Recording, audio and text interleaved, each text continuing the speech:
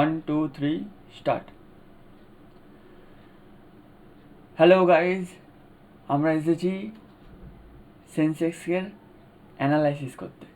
ঠিক আছে, বেশি চাপ নেবে না, শর্টে অ্যানালাইসিস করব। ডেলি ক্যান্ডেল থেকে শুরু হচ্ছে 1 2 3 4। এর মানে কি হবে? রিভার্সাল হতে পারে। কেন? পাস্ট যদি আমরা দেখি এক্সপিরিয়েন্সে, 4টে ক্যান্ডেল কখনো পরপর গ্রিন হয়নি, এই একবারই হয়েছে। ঠিক আছে, 4টে ক্যান্ডেল কখনো গ্রিন হয়নি। আর 4টে ক্যান্ডেল গ্রিন হওয়ার পরে কী হয়েছে? মার্কেট পজ নিয়ে নিয়েছে। ঠিক আছে, আমাদের অত যায় আসে না মার্কেট পজ নেবে কি কী করবে। আমরা আজকের জন্য প্ল্যান করব একটা নেগেটিভ ক্যান্ডেল আর নয় পজ ক্যান্ডেল, এই দুটোর জন্য আমরা ট্রাই করব। এইরকম লেভেলের কাছাকাছি ও আসতে পারে। ঠিক আছে, আমি বলতে পারছি না, এরকম লেভেলের কাছাকাছি আসতে পারে ডেলি ক্যান্ডেলে। আর ডেলি ক্যান্ডেলে ফের ডাব্লিউ প্যাটার্নের চলে গেছে, কাছাকাছি চলে গেছে, মানে এই যে ট্রেন্ডটা ছিল এইটা 50%-এর কাছাকাছি এ কভার করে দিয়েছে। ঠিক আছে, সো আমাদের এখন যত রকম ট্রেড হবে সব কিছুই এখন ওপরের দিকে আমরা যাওয়ার জন্য প্রিপারেশন নেবো। ঠিক আছে, আচ্ছা, এবারে আমি সুইচ করছি টাইম ফ্রেম। তো আমরা 15 মিনিটস টাইম ফ্রেমে সুইচ করে গেছি।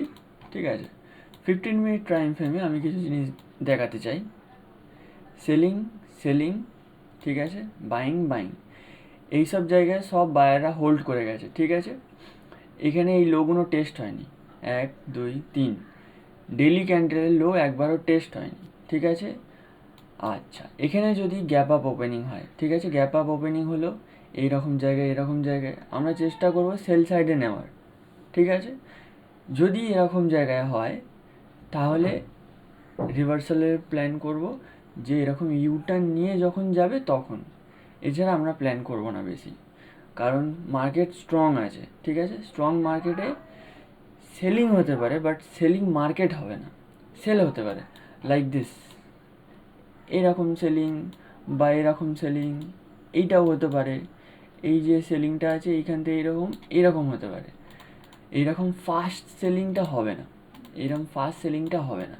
সো আমরা সেইভাবে প্ল্যান করব। যদি এইরকম রেঞ্জে খোলে, ঠিক আছে, এই রেঞ্জে আমরা ওয়েট করব। এখান থেকে সেলিংও হতে পারে একটা, আবার এখান থেকে বাইংও হতে পারে। কি করছে, ঠিক আছে, মেন কথা কী করছে যদি এইরকম জায়গায় খোলে, কারণ এইসব জায়গায় আমাদের বায়ারদের স্টপ লস, এইটা উইক স্টপ লস আছে। ঠিক আছে, এটা টেস্ট করতে আসতে পারে, একবার হলেও টেস্ট করতে আসতে পারে, বাট এইরকম যে জায়গাগুলো আছে এইগুলোকে টেস্ট না করতেও আসতে পারে, চেষ্টা হবে। ঠিক আছে, এইরকম জায়গাগুলো।